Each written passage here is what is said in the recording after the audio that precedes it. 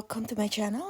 Virginia here from Jupiter Arts Crafts, and I'm back for another Ruby Tuesday design team project. It's kind of a continuation of the collections of mini journals in tins that I have to the side, and a paper butterfly tutorial that was inspired by Gina of Pretty Paper Dreams fabric butterfly.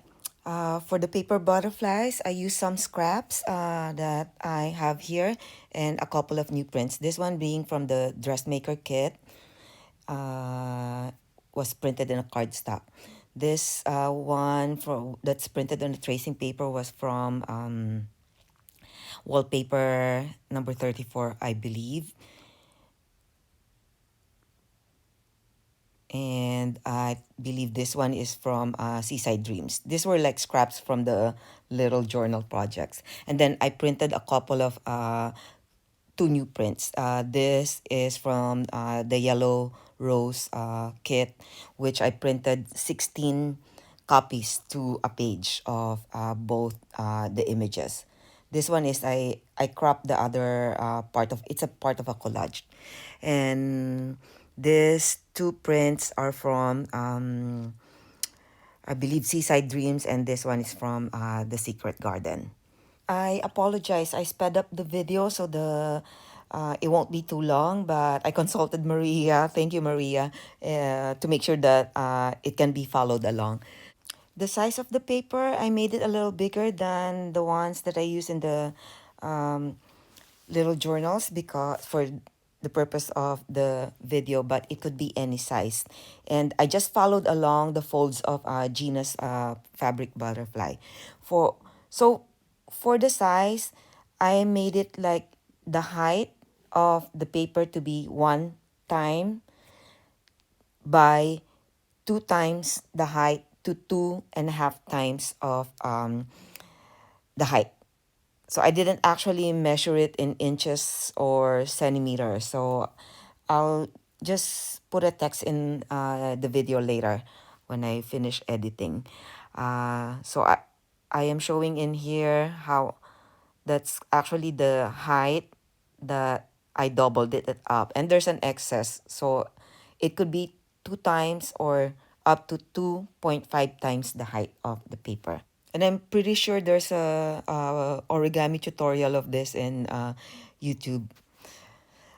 So we fold the paper in the middle, the long way, so that you have like kind of like two squares, and then the short way, which gives this long strip. And then we fold it back in the middle and fold two triangles as shown in the video on both sides. And I kind of like fold it the other way to make sure it's easier to fold with the crease on both sides. And from here, we are gonna fold it inside the little triangle. I don't know how to describe it, but the video is showing what. So we fold kind of like two triangles. So that triangle, the point of the triangle will be the bottom of the butterfly. And I glue it on both sides of the pointy bottom of the butterfly. And I use fabric tack so that it dries fast, but you could use any glue. Then that top part, the rectangle folded part, we will fold over to the triangle pointy bottom at kind of like an angle, like maybe 15-degree angle. So that that would be the butterfly wing will be a little longer than the bottom of the butterfly. And then we are going to apply a little glue on the underside, so kind of like inside the rectangle folded wing over the pointy bottom of the butterfly. And we will do the same thing on the other side. It doesn't have to be like, it's symmetrical supposedly, the butterfly, but this is just for junk journal ephemera, so it doesn't have to be perfectly symmetrical. So we fold it the same way we did. And then I use the bone folder to make it easier for uh, creasing the paper, and then uh, glue it into the other side. And that's about it. It's pretty simple, and we could just leave it as is, but like what I'm showing there, that I decorated that a little bit, and I'll be showing a little bit of it later. So I'm gonna show another one, this time with the yellow paper from the Yellow Rose kit. And this one I printed in a cardstock. So pretty much the same. So we're following the same step. The height one time times 2.5, 2 to 2.5 times the height. And I'm using the bone folder here because it's a cardstock, so that it will crease better and easier to fold. Because the thinner paper, the easier it is to fold. The thicker the paper, um, not really hard. It's just better when it's creased with the bone folder. So this is just my way of measuring it. So it would have been like 2.5, but I think I don't know why, I thought I cut it a little shorter. It could have been the full strip of that rectangle paper that I cut, but I don't know, I cut it anyway. So fold it into half the long way, so we have like kind of like two squares, and then we fold it the long way, so we have kind of two long strips of rectangle. Then yeah, I'm creasing it, and then we fold it to make those two little triangles, and then I fold it the other way to make a nice crease on both sides. And we did the same thing to the other side of the rectangle, and then we fold it inside to make those triangles that will be the bottom of the butterfly. So glue it with any glue that you want to use, and you could do this with any paper. I just showed that for a little more thickness, I used the cardstock. We could do it with scraps paper. And to make the wings, we fold it at a slight angle, and then I crease the inside of this. I use the bone folder to make sure it holds. And then I did the same things, kind of like eyeball it to make it fold kind of like in the same angle. Yeah, it's a little trickier with the thicker paper than just the regular paper.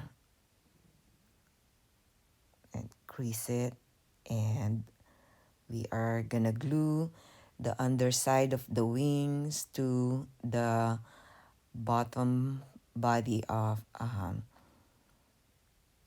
the butterfly.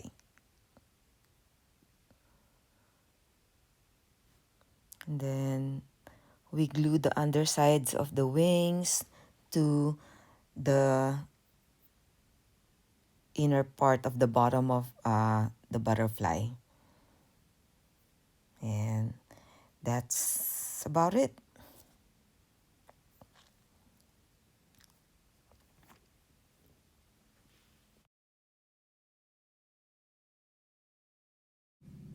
Here I showed how I glued two pieces of scrap because they're not printed on both sides. Only one side has been printed, but I won't show the steps. It's the same.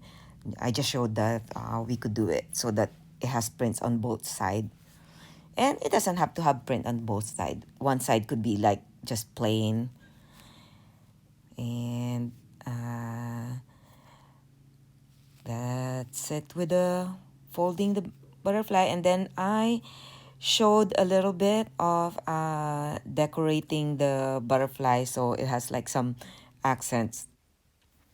Here I glued some kind of like a faux pearl beads onto the body of the butterfly. Um, you could use anything that you have in your stash, maybe buttons, sequins. I know I use sequins in one of those butterflies, but I uh, cut off the recording. And it's just looking around, and I think I showed a little bit of the other supplies that I used. Um,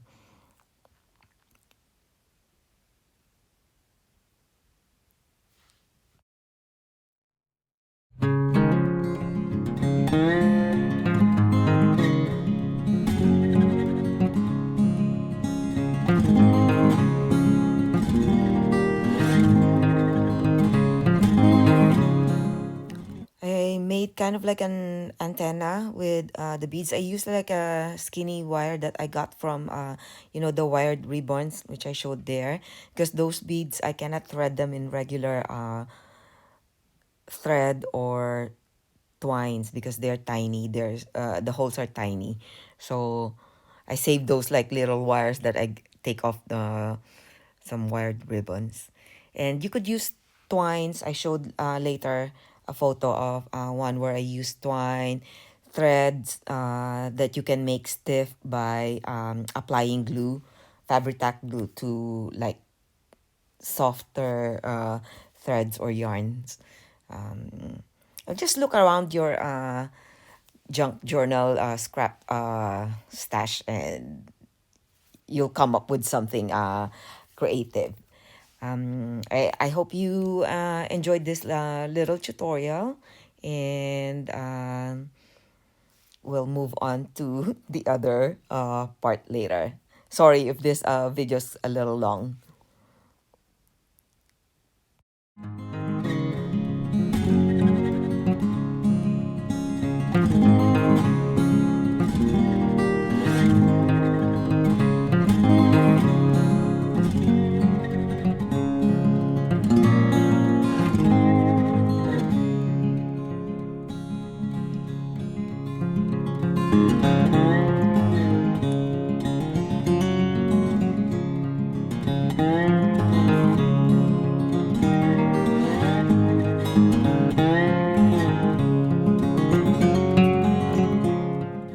Okay, moving on.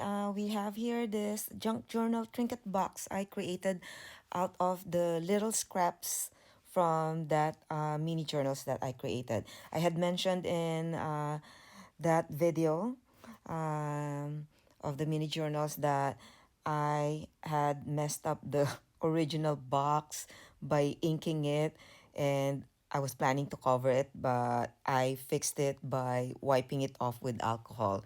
So it's not as grungy and a little bit more matching with the color scheme of the mini journals. Then I lined the inside of the box with this beautiful blue-green print from Lady in Blue. And then I topped the window top with, I replaced the acetate with that the green dotted Swiss. Just wanted to mention also my inspirations for this box trinkets are if you guys are any of you are stationery buff, you may have heard of Sora Asan's stationery bento box, which I was hoping I was like in a wait list before, but she stopped creating those. Just really fascinated at how she handmade those little tiny things.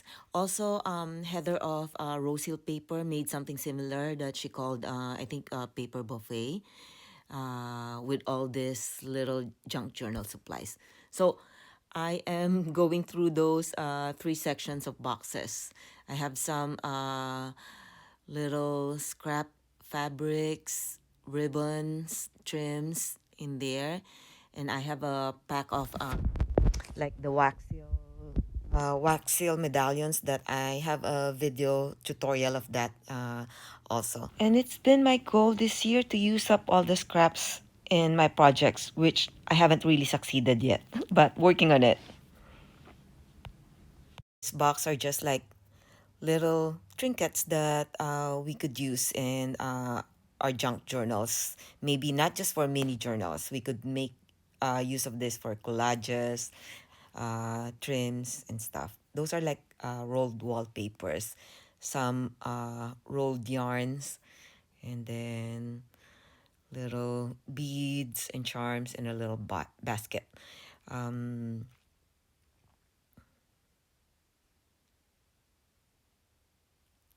just little few things. And the actual digital parts are the scrap pieces of ephemeras that is in this last box. I won't be talking through for the rest of the video. I hope you enjoyed this little teeny tiny ephemeras, and thank you so much for joining me today in this design team project share. I hope you all have a wonderful day.